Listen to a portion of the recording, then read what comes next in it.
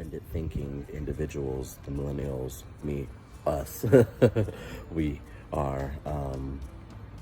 And so with that being said, I don't think we're just so prone to just go to church because we were told to go to church, but we really would like to, you know, find that satisfying thing that church is ultimately supposed to bring. I think what we've designed church to be and what the reality is are two different things. We have an idea that church is a healing space, but a lot of people and a lot of millennials have experienced a lot of hurt from that space, from my own personal conversations with friends of mine. And with that being said, the trust factor of the church is lost, I think. And so I feel like somehow regaining that trust is a huge part. What that looks like, I think it comes through, filters through honesty and transparency. I think it really, it can't be, cliches and,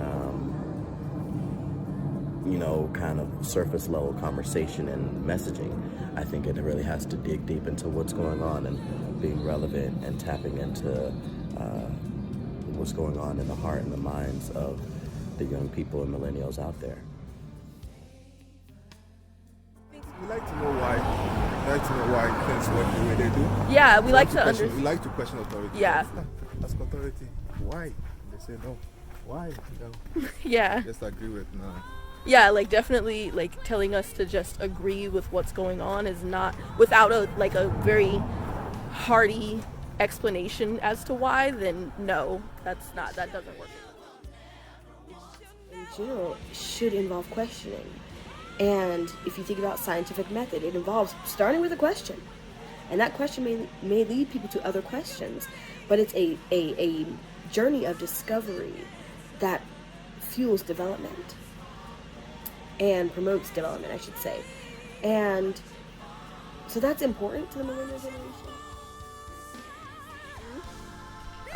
How can churches reconnect with millennials and the millennial generation? What activities or ways that they can engage with the millennial generation?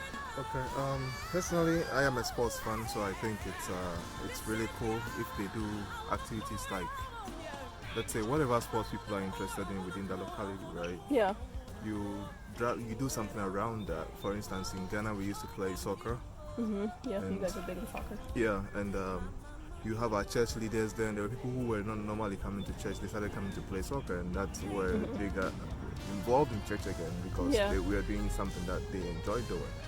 And that's something that I really like about my church now, because we like to do stuff that people are like outside the church, where people can relate, right? Mm-hmm. So it's not just about the Bible, it's not just about God, but it's also about being personable with people. Yeah. Yeah. So I can see that. Yeah. Yeah. Then it makes it not so one-dimensional, is what I'm hearing. Yeah. So making church a little more dynamic, because the millennial generation is very dynamic. So yeah. I was asked, what business opportunities, ideas, or activities would you suggest to local pastors that would establish a partnership with churches and millennials? And I came up with a couple things. At the top of that, holistically, I feel as though one of the major issues that create a divide between the youth, churches, and pastors are traditional ways, being stuck in traditional ways. I don't ever feel like you have to compromise the traditional ways of your beliefs, but you do have to take into consideration that you have to grow with the times. And, the youth always think differently than, the older traditional ways of doing things, and we have to start catering to them because we do need the youth in the body of Christ. So not being stuck in traditional ways, having an open mind, and incorporating some new things into your ministry, I know would attract a lot of young people and keep them, as members with the church, or at least want to engage and associate with the church, if those traditional ways are not broken, but just adjusted to where, It's not your traditional announcements, praise and worship, the word, and a lot of shouting. I see that too often. There's a lot of ministries that could be incorporated into, these church services, audio, visual, a praise ministry, dance ministry. There's so many things that these young people are talented in, and I know are looking for an outlet to express themselves. Why not express themselves in the church? Create the opportunities, incorporate these into the church so that young people can be a part of it. I know church doesn't want to be thought of as a business, but you do have to, in order to grow and expand and reach people, incorporate, business into the ministry. And so creating jobs within the church. I know that audio and visual is a big important thing to me since I'm in the film.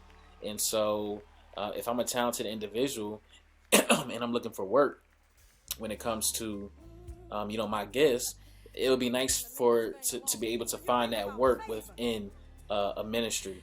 I'll be able to serve God, and then I will also be able to have some type of income. So creating jobs for the youth that target different ministries for your church is also a good idea. Another thing, public events that serve the community without financial gain being at the forefront of your plan. The church is supposed to be all about community. It's all about giving back. So have free events with music, live music, food, all different types of festivities or whatever for the community. People will come through for free, and then once you get the people there and involved, have flyers, have different things that are going to give information that will direct people to the church. And then once they get to the church, have an intentional plan and open discussion about what we can do as pastors and as churches to better understand the youth and to help them get involved with the church. It has to be intentional. You can't just wing it. We don't have to be asking these questions when we can go directly to the source and ask them.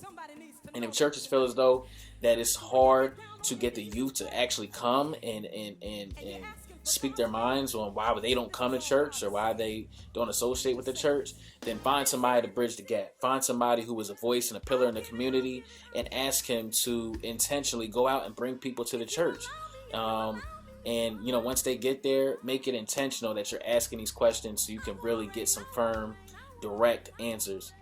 So yeah, a couple of those things. Public events, intentional meetings to actually talk to the youth directly, see what the issue is. Creating jobs and employment within the church because there's so many talented young people that want to express themselves in a non-traditional way of delivering the word. Like I said, we can deliver the word through so many different avenues, and we can do that with the help of the youth because these young people are talented. So instead of the traditional word, we can express God's message in so many different angles with the help of the youth. So that's just a couple different ways that I feel as though we could bridge the gap between pastors, the church, and creating business opportunities and a relationship with the young people.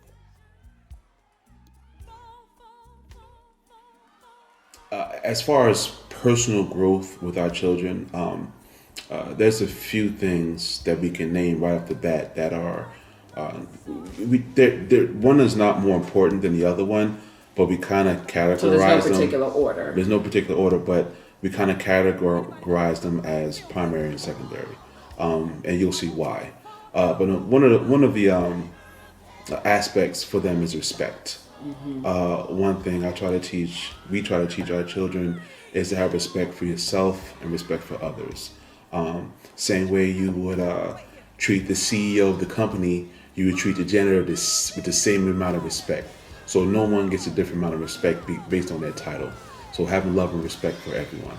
And the way we were raised, we're also big on respecting adults, respecting your elders. And Mr. I feel like Miss. Right, and I feel like in today's society, you don't see that as much. And I work in a school setting, so you don't see that value instilled in children as much anymore.